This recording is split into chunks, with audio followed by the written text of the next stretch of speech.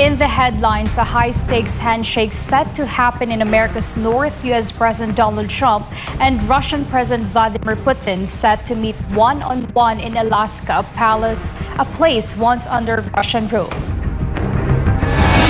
In besieged Gaza, another child's life claimed by hunger due to severe malnutrition amid the ongoing war. 5-year-old Mohammed Zakaria lost his months-long fight to survive.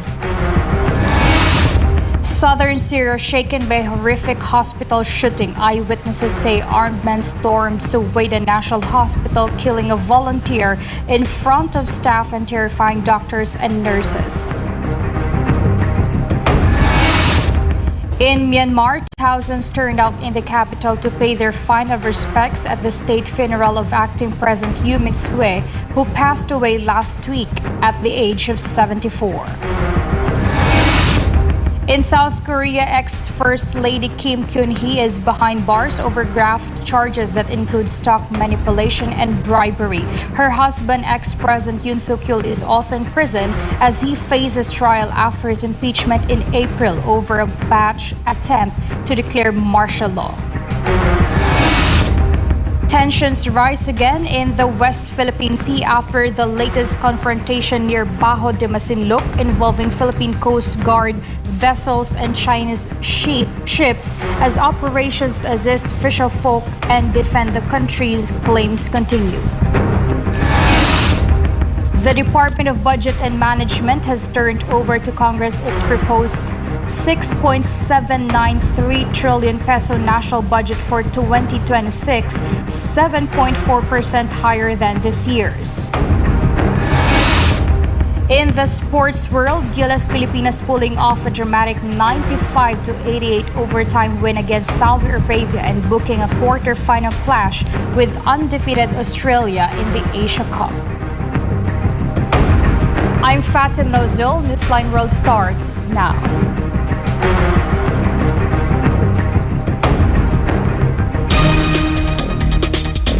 At a press briefing on Tuesday, the White House confirmed that former President Donald Trump will sit down one-on-one with Russian President Vladimir Putin this Friday in Alaska.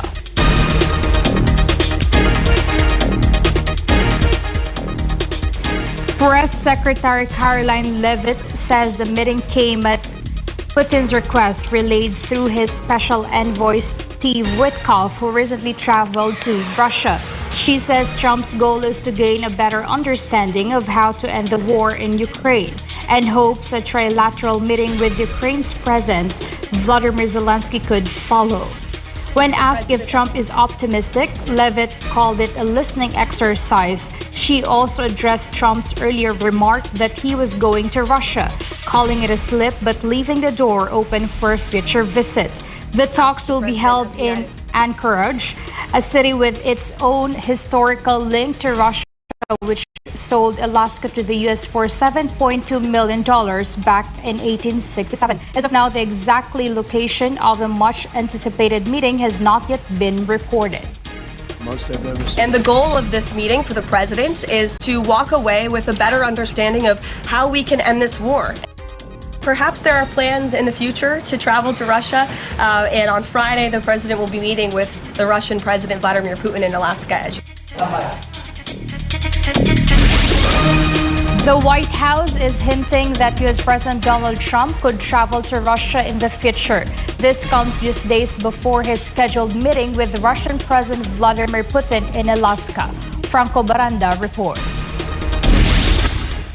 President Trump and President Putin are set to meet on August 15 in Anchorage, Alaska, their first face-to-face talks since Trump began his second term. The White House says discussion will focus on the Ukraine conflict and strengthening U.S.-Russia ties. Moscow says it expects the next round of talks after Alaska to take place in Russia and confirmed Trump has already been invited. Trump has said he aims to eventually bring Putin and Ukrainian President Volodymyr Zelensky to the same table, but Zelensky will not be part of Friday's talks. Putin, on the other hand, has said he has nothing in principle against meeting Zelensky, but insists certain conditions must be met first. Russia also questions Zelensky's legitimacy as his presidential term expired last year and elections were not held under martial law. The Alaska talks will be hosted at Joint Base Elmendorf-Richardson, the state's largest military installation. For God and my beloved Philippines, Franco Baranda, SMNI News.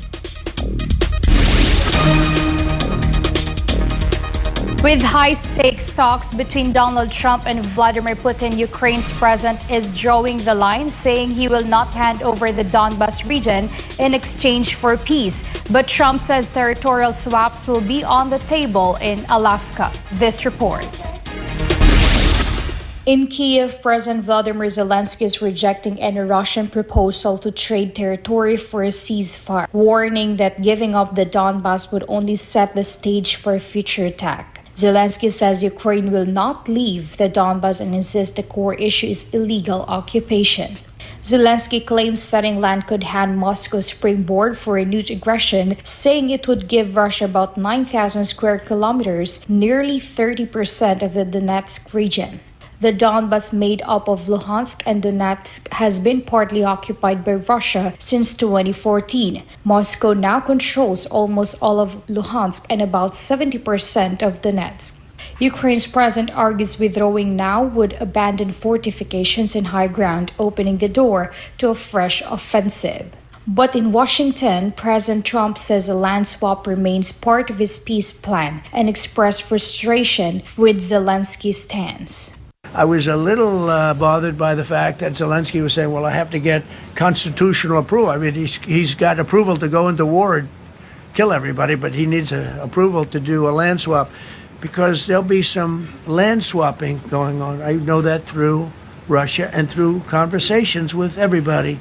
Trump says the upcoming talks in Alaska will try to get some of that territory back for Ukraine, but hinted that some areas might remain under Russian control. Russia's occupied a big portion of Ukraine. They've occupied some very prime territory. We're going to try and get some of that territory back for Ukraine.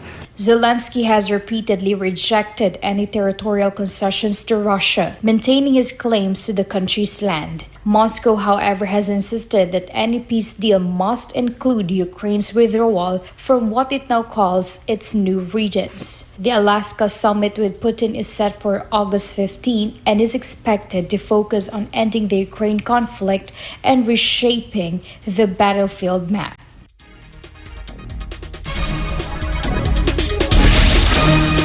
In Gaza, another child has lost his life to severe malnutrition. 5-year-old Mohammed Zakaria died at Nasser Medical Complex after months of struggling to survive. His father says he fought to keep him alive for more than 5 months.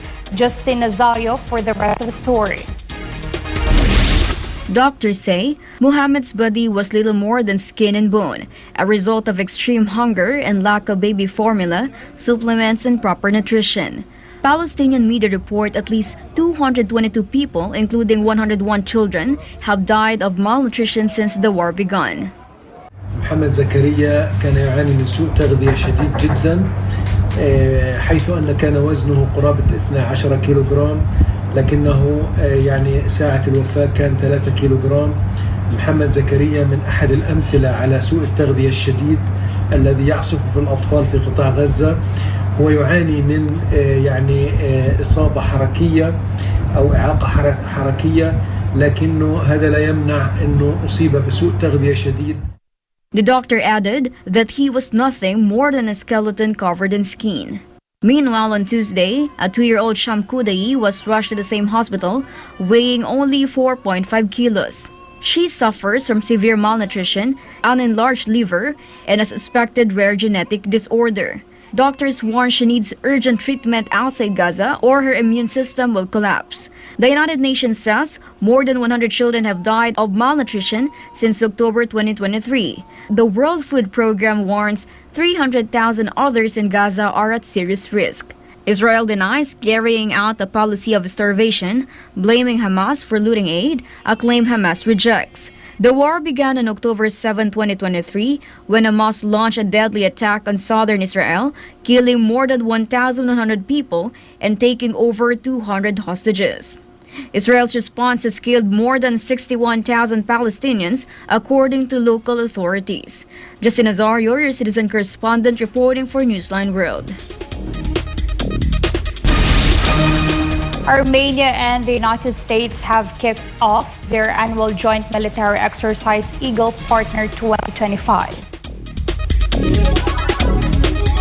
The drills, which will run until August 20, focus on peacekeeping operations with a special emphasis on medical evacuation. The opening ceremony in Armenia was attended by the country's first Deputy Defense Minister and Chief of General Staff, Lieutenant General Edward Assyrian, along with U.S. Ambassador Christina Quinn, senior military leaders, and invited guests. According to the U.S. Embassy in Yerevan, the exercise brings together Armenia's Peacekeeping Brigade, U.S. Army Europe and Africa, and the Kansas National Guard.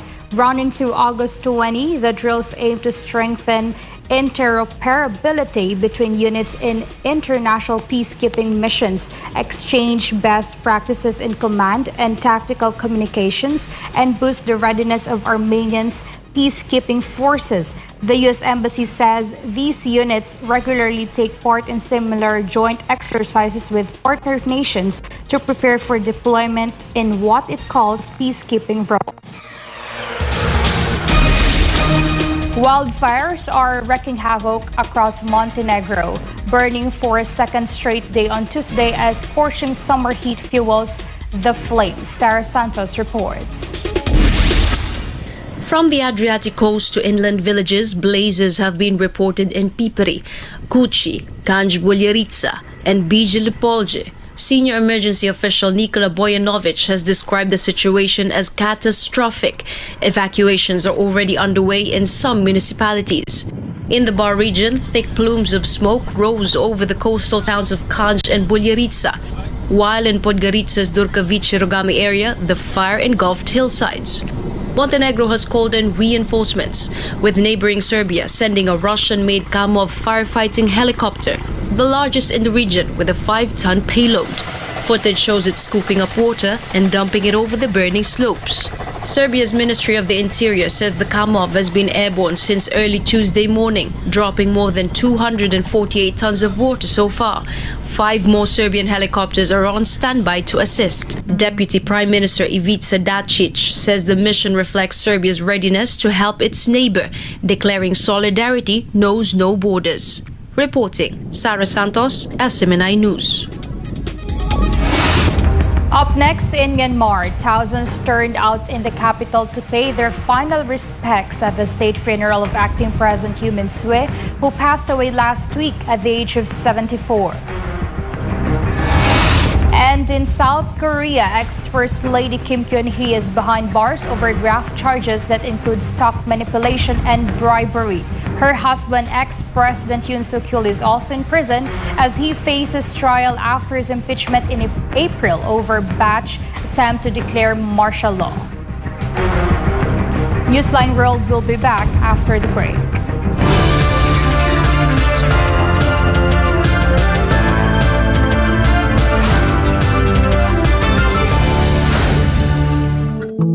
Madalas ka bang napapasobra sa pag-scroll sa phone mo kahit puro masasamang balita ang nakikita mo? Isipin mo ito. Nakahiga ka na sa kama, nagche-check lang ng phone bago matulog. Tapos, hindi mo na malayan, ilang oras ka na palang nagbabasa at nanonood ng mga balita tungkol sa digmaan, sakuna, politika, at lahat ng masasamang nangyayari sa mundo. Nakakaramdam ka na ng kaba at pagod. Pero tuloy mo pa rin ang scroll mo. Ang tawag dyan ay doom scrolling. Ito ang habit ng paulit-ulit na pagtingin sa mga negatibo o nakaka-depress na content tulad ng digmaan, krimen o problema sa mundo. Nakaka-stress pero hindi mo pa rin mapigilan. Ayon sa isang pag-aaral ng Texas Tech University, ang sobrang konsumo ng masasamang balita ay nauugnay sa pagtaas ng stress, anxiety at pisikal na sintomas gaya ng pagkapagod at sakit ng ulo. Ayon naman sa Harvard Health, Ang doom scrolling ay nagpapataas ng fight or flight hormones tulad ng cortisol at adrenaline na nakakapagpabigat ng isip at katawan. Nakakaapekto ito sa iyong mood, tulog at maging sa mental at physical health mo. At kapag naman puro memes at random na content ang pinapanood mo ng sunod-sunod hanggang sa mawalan ka na ng gana na mag-isip at gumawa ng iba pang gawain, ang tawag naman diyan ay brain rot. Sa Gen Z at tinatawag na internet culture, ang brain rot ay overconsumption o sobrang tagal na panonood ng paulit-ulit, mababaw, magulo o walang saysay na content online hanggang sa parang manhid na ang utak mo. Kapag nasobrahan, syempre, nakakasama. Nawawalan ka na ng focus, nawawala ang motivation, hirap mag-isip ng malalim, parang lutang o foggy ang utak. Masaya sa simula, pero kapag sobra, napapagod ang isip mo. Nahihirapang mag-concentrate at parang lutang. Mas delikado pa ito sa mga bata dahil ang utak nila ay nasa proseso pa ng pag-develop. Kaya mas malakas ang epekto ng doom scrolling at brain rot sa kanila. Maaaring makaapekto sa pag-aaral, pag-iisip at pakikitungo sa iba. Ang higit sa 4 na oras ng screen time araw-araw sa mga kabataan ay konektado sa 35 to 88% na mas mataas na posibilidad ng depresyon, anxiety at stress. Base ito sa isang malawakang pag-aaral sa Brazil. Kaya, maging balanse. Magpahinga sa screen, magbasa, makipagkwentuhan, magdasal, maging present lagi. Alagaan ang iyong isipan. Kung anong itinatanim sa isipan mo, yun ang lalago.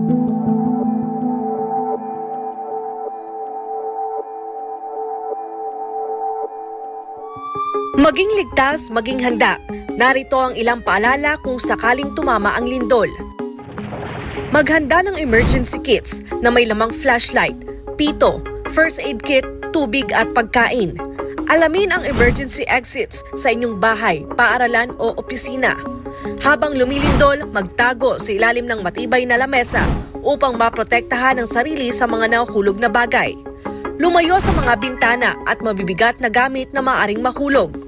Kung ikaw ay nasa labas, lumayo sa mga gusali, puno o poste na maaaring matumba. Kung ikaw ay nagmamaneho, itabi at ihinto ang sasakyan at lumabas. Pagkatapos ng lindol, gamitin ang hagdan sa paglabas ng gusali at huwag gumamit ng elevator.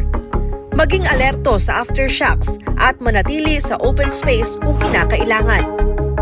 Maging ligtas at maging handa sa anumang sakuna. Ang paalalang ito ay hatid sa inyo ng SMNI.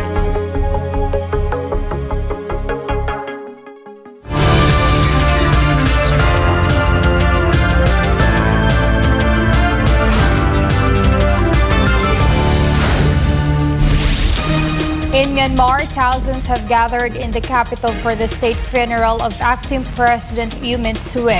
He passed away last week at the age of 74 after months of illness. This report from Paul Montibor. Crowds lined the streets of Naypyidaw on Monday as the funeral procession made its way through the city. Government officials, soldiers, and residents stood side by side to pay their respects. At the Defense Services General Hospital, Armed Forces Chief Min Aung Hlaing led top leaders in honoring the late president. The state media reports Myint Swe's health had sharply declined before he was moved to intensive care. With a fever, severe weight loss, and other complications, a career military officer turned politician, Myint Swe served as acting president since the army seized power in February 2021. His term was marked by violent clashes between the military, ethnic militias, and pro-democracy groups. He stepped back from duties in mid-2024 because of his poor health. The funeral marks the end of a political chapter in Myanmar's turbulent recent history, with the country still gripped by conflict and unrest. Reporting for Newsline World, this has been Paul Montibon, SMNI News. In South Korea, former First Lady Keon-hee has been arrested over multiple criminal allegations as her husband, impeached ex-President Yoon Suk-yeol, remains behind bars facing insurrection charges. Kim Suk has the latest news. South Korea's former First Lady Keon-hee was taken into custody Tuesday morning after appearing at the Seoul Central District Court for a hearing on serious criminal charges. Footage shows Kim entering the courthouse with her legal team, refusing to answer questions from reporters about allegations of stock manipulation, bribery, and election interference. She is accused of manipulating share prices linked to Deutsche Motors, violating the Capital Markets Act, accepting luxury gifts in exchange for influence, and meddling in candidate selections for the 2022 by-elections and 2024 general elections, charges she firmly denies. Kim's arrest comes as her husband, former President Yoon Suk-yeol, continues to stand trial following his dramatic arrest on January 15th this year. He faces insurrection charges over a short-lived martial law declaration in December, which prosecutors say was aimed at undermining parliament. A conviction could mean life imprisonment or even the death penalty. This marks the first time in South Korean history that both a former president and a former first lady are imprisoned at the same time on separate charges. Kim is expected to remain in detention as investigations continue. Yoon's trial, meanwhile, is ongoing, with prosecutors pushing for the harshest penalty. This is Kim Song, your global citizen correspondent, reporting for Newsline World. Egypt is celebrating the return of 13 Asian treasures recovered from 2 European countries, among them a mummy's skull, sacred amulets, and rare artifacts dating back thousands of years. Prince Tripoli for the story. Egypt's Ministry of Tourism and Antiquities says the recovery is part of a national push to bring home looted heritage. The operation involved Egypt's foreign ministry and cooperation from authorities in London and Berlin. The UK handover followed a Metropolitan Police investigation into an international antiquities trafficking network. In Germany, the return began when Hamburg officials alerted Egypt's embassy to illegally transported artifacts. The treasures are now at Cairo's Egyptian Museum in Tahrir Square for conservation before going on public display. The move comes as more African nations demand the return of cultural treasures, with recent repatriations from the Netherlands to Nigeria. Reporting for Newsline World, this has been Prince Tripoli, your citizen correspondent. The United Kingdom is facing a prison crisis with tens of thousands of prisoners, including hundreds convicted of serious crimes, have been released early. The move is part of an emergency plan to ease overcrowding in the nation's prisons. Daniela Paulita for the story. In the United Kingdom, more than 26,000 inmates, including violent offenders, are walking free early. It's a controversial move to tackle a growing crisis in the nation's jails. Among them, hundreds are serving 14 years or more for serious crimes. Most were British, but over 2,600 were foreign nationals. UK's Interior Ministry data shows knife crime in England and Wales has risen 87% in the past decade, with nearly 55,000 incidents last year. UK government figures also show that between September 2024 and March 2025, 248 prisoners serving sentences of 14 years or more were among those freed. The vast majority were British citizens, but more than 2,600 were foreign nationals. Some freed inmates reoffended and were rearrested within hours. The current UK government says it had no choice after inheriting a prison system at breaking point. Now, the UK government says it plans to build 14,000 new prison places and reforming sentencing to prevent future shortages. Reporting for Newsline World, Daniela Paulita, SMNI News. Coming up, southern Syria shaken by a horrific hospital shooting. Eyewitnesses say armed men stormed Swe National Hospital, killing a volunteer in front of staff and terrifying doctors and nurses. And And tensions rise again in the West Philippine Sea after the latest confrontation near Bajo de Masinloc involving Philippine Coast Guard vessels and Chinese ships as operations to assist fisherfolk and defend the country's claims continue. Stay tuned for more news.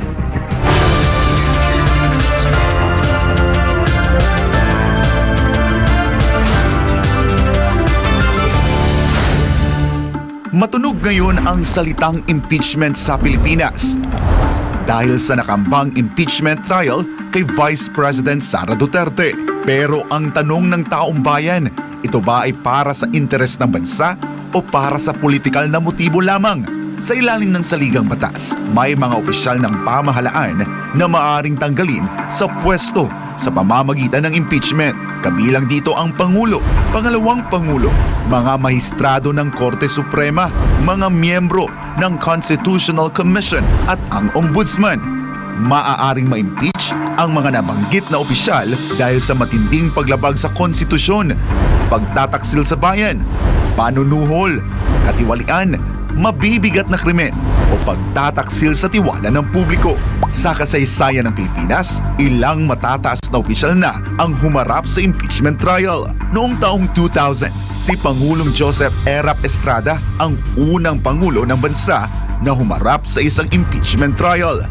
Taong 2011 naman, si Ombudsman Mercedes Gutierrez ay naharap din sa impeachment dahil sa umano'y kapabayaan sa pag-aksyon sa mga kaso ng katiwalian. Hindi na siya humarap sa pagdinig sapagkat bago pa magsimula ang impeachment trial ay nagbitiw na ito sa pwesto. Noong 2012, si Chief Justice Renato Corona ay napatalsik naman mula sa Korte Suprema sa unang pagkakataon na impeach ang isang Chief Justice matapos mapatunayang hindi niya idineklara ang kanyang Statement of Assets, Liabilities, and Net Worth o SALN ng buo. Ano nga ba ang proseso ng pag-impeach sa isang mataas na opisyal batay sa konstitusyon? Maaaring magsampa ng reklamo ang isang miyembro ng Kongreso o isang mamamayan basta may sumusuportang kongresista. Kapag 1/3 ng mga miyembro ng Kamara ang sumang-ayon, tuloy na agad ang proseso ng impeachment sa Senado. Sa sandaling maaprubahan ito ng House of Representatives, binubuo na ang Articles of Impeachment, isang dokumento na naglalaman ng mga aligasyon o batayan para sa impeachment. Pero tandaan, walang impeachment proceedings na maaaring isampa laban sa parehong opisyal ng higit sa isang beses sa loob ng isang taon. Ang Senado naman ang magsisilbing impeachment court kapag ang Pangulo ang nililitis, ang punong mahistrado ang namumuno, ngunit hindi bumoboto. 2/3 ng mga senador ang kailangan para hatulan ang opisyal. Anong parusa? Pagkakatanggal sa pwesto at diskwalifikasyon na makabalik sa gobyerno.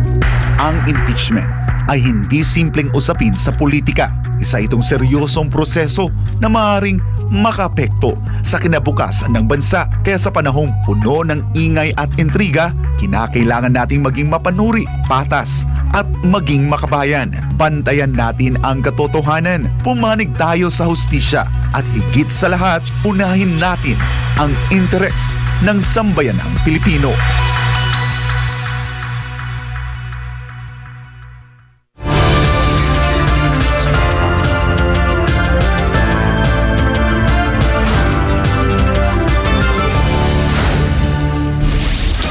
In southern Syria, new eyewitnesses accounts are emerging from a shocking attack inside Suwaida National Hospital. Medical staff say armed men stormed the building, killed a colleague, and terrorized doctors and nurses despite claiming they would not harm them. Almar Farsuelo has a story. Nurse Nasim Al-Shofi was on duty when the gunmen entered, some in army uniforms, others in tribal clothing, many wearing religious slogans. كان في لا إله إلا الله محمد رسول الله هذه كانت موجودة والغالبية كله موجود هذه العبارة. These armed men in uniform had apparently reassured the medical staff their safety, promising not to harm them, but moments later, they attacked Muhammad. They told us, "You're safe, we won't harm the medical staff." But then they started hurling sectarian slurs at Druze people, and moments later, They attacked Muhammad. Mohammed Al-Basas, an engineer volunteering at the hospital, had been handing water to one of the armed men. The gunman threw it back and began insulting him. Seconds later, Muhammad was beaten, thrown to the ground, and shot dead. They executed Muhammad on the spot before our eyes. Then they said, "No one touch this pig, we'll throw him in the landfill, and no one is allowed to approach or film him."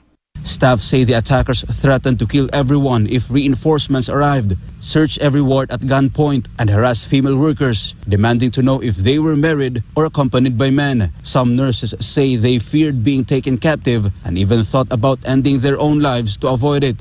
They violated every protection and law. We are a hospital, neutral, providing humanitarian service, but they respected nothing. Water pipes was shattered by gunfire, leaving the hospital without water for 2 days. Staff say the ordeal lasted until 3 in the morning when the gunman finally disappeared. Syria's Interior Ministry has condemned the attack and promised those responsible will be brought to justice. But for the staff of Suwaida National Hospital, the fear and trauma of that night will be much harder to erase. Reporting for Newsline World, Almar Swallow, SMNI News. President Ferdinand Bongbong Marcos Jr. is standing firm, vowing to protect the Philippines' territory and maritime rights in the West Philippine Sea, even after the latest confrontation near Bajo de Masinloc. Malacanang Palace officials say operations in the West Philippine Sea will go on as planned, with the Philippine Coast Guard or PCG helping fisher folk and defending the country's maritime claims. Sinabi din ng Pangulo na wala siyang ibibigay ng panibagong instruction, kundi mananatili pa rin ang pagprotekta sa karapatan ng Pilipinas sa teritoryo at sa sovereign rights at maritime rights ng Pilipinas. Marcos Jr. also stressed the Philippines will not back down from any conflict, saying Filipinos are brave. This statement follows an incident on Monday where a Chinese naval vessel collided with a Chinese Coast Guard ship during a pursuit of the Philippine patrol boat BRP Suluan near Bajo de Masinloc. The PCG and the Bureau of Fisheries and Aquatic Resources were in the area distributing aid to fisher folk under the Kadiwa para sa Bagong Bayaning Mangingisda program. From Sultan Kudarat to the wider Malay and Muslim world, a new chapter of cooperation begins, led by a vision for unity, progress, and peace across borders as Governor Datu Pax Ali Mangunda Datu formally assumes leadership. This report from Jason Rubrico. A colorful gala night was hosted by the provincial government of Sultan Kudarat and Dunia Melayu Dunia Islam Philippines, celebrating the deepening ties between Sultan Kudarat and Melaka, Malaysia. Leading the event were Governor Datu Pax Ali Mangunda Datu and Melaka Governor Haji Mod Ali bin Mod Rustam. Truly, this night is going to be memorable. It is a night not only symbolizing our strength and partnership, but it is a night symbolizing our brotherhood, familyhood, and most of all, our oneness as one ummah of the Prophet Muhammad sallallahu alaihi wasallam. During the event, Governor Rustam formally turned over the leadership of Dunia Melayu Dunia Islam or DMDI Philippines to Governor Mangunda Datu. The Melaka governor believes under the leadership of Governor Mangunda Datu, DMDI Philippines will flourish even more. After listening to Pax Ali, the new governor of Sultan Kudarat speech, it seemed that you understand the role of DMDI very deep and can explain very well what we have done. I think under your leadership, taking over from your grandfather, Sultan Bapa Pax Kudarat, DMDI Philippines will grow much further in the future. DMDI aims to strengthen cooperation among countries in the Malay and Islamic world in various fields such as economy, education, youth, tourism, women, culture, and sports. Since its establishment in Melaka in 2000, the organization has been active in organizing conventions, seminars, and workshops across member countries and provinces. Governor Mangunda Datu assured full provincial support for these ongoing and future initiatives. As the provincial governor of Sultan Kudarat and father of my constituents, reiterate our 100% support and commitment to the DMDI. We're looking forward to work with their foundations, perhaps in building a DMDI college in Sultan Kudarat, or perhaps to enact or establish a partnership where we send scholars to Malaysia or exchange students from our very own state university. We're also looking forward, just like what was elaborated earlier today, exchanges of ideas such as the establishment of a system, a food bank that gives security to our people, that in times of calamity or in times of ease, there's always food available for every single person, rich or poor. The governor also underscored the importance of unity among Muslims and Malays in fostering peace and development throughout the ASEAN region. If all of the Muslim population and the Malay population of the world is united, we will be able to showcase the talents of our youth, our inventions just like in the golden era, and perhaps lead technological advancements in the ever-changing world. And I believe that change will always start from within. As we have established peace and unity in many fields, let us continue to do this across borders, not only in Sultan Kudarat, but maybe in the entire Mindanao group of islands, maybe in the entire Philippines, or even maybe the entire ASEAN region. One thing is for sure, ladies and gentlemen, every single one of us here has his or her own part to take. Peace, development, progress. It is not only the concern of the leaders, but it is the concern of every single individual. And I am optimistic that Sultan Kudarat and Malacca and DMDI together, we will be able to showcase the different offers that we can give to the world to establish a better Mindanao, better Philippines, and perhaps a better world for everyone. To cap the evening, Governor Rustam warmly invited Governor Manguda Dato and his delegation to the upcoming DMDI convention in Jakarta, Indonesia this October. We will allow you, give you a chance to speak more with other 23 DMDI member countries. We have 23 members countries. Malaysia, of course, and Philippines, Indonesia, Singapore, Thailand, Cambodia, Sri Lanka. We have from Suriname, Madagascar, South Africa, in some Middle East countries, in Bosnia, all together 23 countries. So you will have more friends of the Malay and Muslim. We can meet in Jakarta. And if you have time, you can also go to other DMDI member countries through our secretariat. You can contact the Secretary General, and you can promote also Manila, and also promote Philippines, anywhere you like in our member countries. With renewed leadership and strong international partnerships, Sultan Kudarat and DMDI are poised to deepen cultural ties and foster progress across the region, showcasing the power of unity and shared purpose. For God and my beloved Philippines, I am Jason Rubrico, SM9 News. The Department of Budget and Management, or DBM, on Wednesday turned over the National Expenditure Program, or NEP, to Congress, which lays out the government's spending plan for 2026 amounting to 6.793 trillion pesos. Budget Secretary Amena Pangandaman officially handed the NAP to House Speaker Martin Romualdez in a ceremony at the House of Representatives. The proposed national budget for next year is 7.4% higher than enacted by 2025 budget, with the theme Agenda for Prosperity, Nurturing Future-Ready Generations to achieve the full potential of the nation. The proposed budget is committed to advancing human capital development by prioritizing education, health, social protection, and food security. On August 12, the DBM chief presented the 2026 NEP, also known as the President's Budget, to President Ferdinand Marcos Jr. in Malacanang Palace.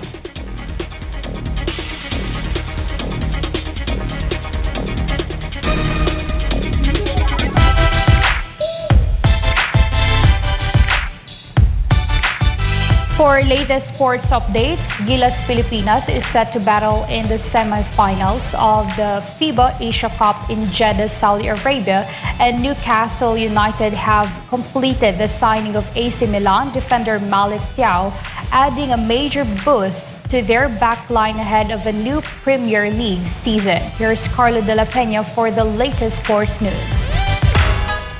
After dropping their first two games to Chinese Taipei and New Zealand, Gilas earned a dramatic quarterfinal berth with a 95-88 overtime win against Saudi Arabia, highlighted by Justin Brownlee's game tying 3 in the dying seconds. They now face an undefeated Australia squad, which has dominated the Asia Cup since debuting in 2017. The Boomers swept Group A, led by Jalen Galloway's strong performances. Coach Tim Cohn admits this clash came earlier than expected, but says if Gilas wants to achieve something special, they have to go through Australia sooner or later. The 24-year-old German defender joins the Magpies for a reported 34 to 35 million pounds, including add-ons. He's Newcastle's third signing of the summer, following the arrival of winger Anthony Elanga from Nottingham Forest and goalkeeper Aaron Ramsdale on loan from Southampton. Signing a centre-back was a top priority for manager Eddie Howe, who wants to boost competition in the backline and lower the squad's average age. Howe believes Malik Thiaw's Champions League experience, as well as his stints in the Bundesliga and Serie A, will be valuable addition as Newcastle prepares for a return to European competition this season. Thiaw moved to AC Milan from Schalke in 2022 and featured in 31 matches last season, scoring once against Real Madrid in the Champions League. He has also earned 3 caps for the German national team. Reporting for Newsline World, this is Carlo De La Peña, bringing you the latest sports news.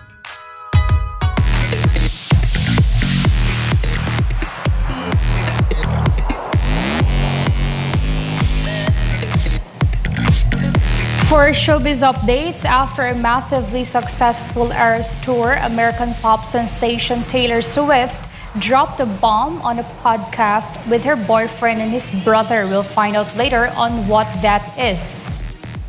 And that was the exciting announcement from the global pop icon on Tuesday, made during the New Heights podcast, hosted by her boyfriend Travis Kelce and his brother Jason Kelce. Minutes later, Swift's official website confirmed the news. No exact release date yet, but Swifties can already pre-order a Portofino orange glitter vinyl and a special cassette edition. Shipping is expected before October 13. For now, fans can only guess what the new era will sound like. Beyoncé has done it again, this time making history at the Creative Arts Emmy Awards. The superstar took home her first ever Emmy for Outstanding Costumes for Variety, Non-Fiction or Reality Programming, recognized for the dazzling outfits in her Netflix special Beyoncé Bowl. Already the most awarded artist in Grammy history with 35 wins, Queen Bee now adds Emmy winner to her title, putting her halfway to the elite EGOT status. That's Emmy, Grammy, Oscar, and Tony. The 2025 Primetime Emmy Awards will be held on September 14, airing on CBS and streaming on Paramount+. This is Andrea Santos, your citizen correspondent, bringing you latest show buzz.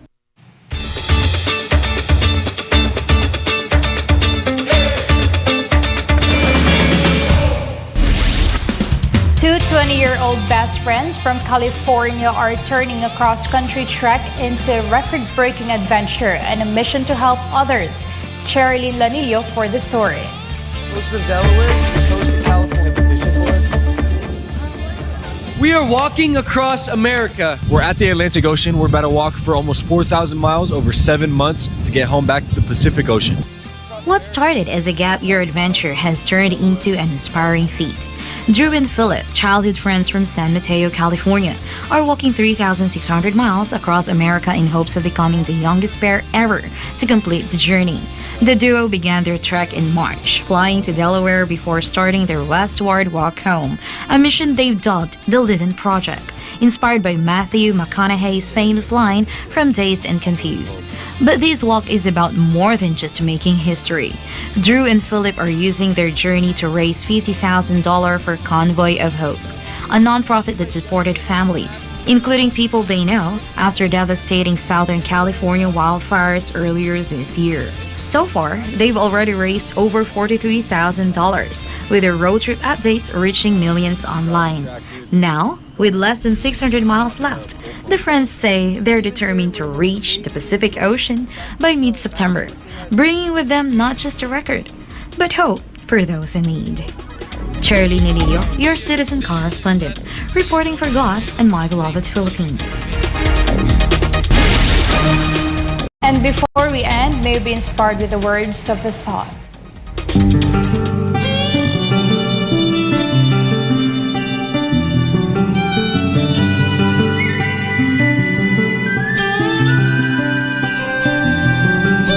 Do not let your mind rule you. You have to rule your mind.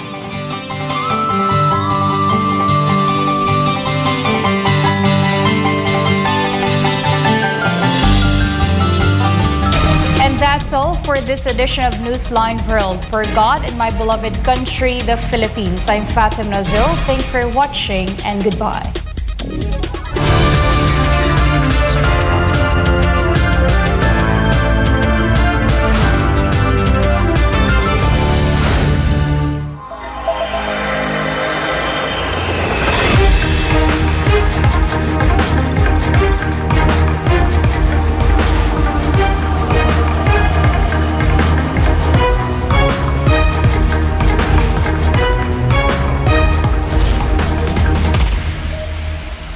This is SMNI News Channel. Truth that matters.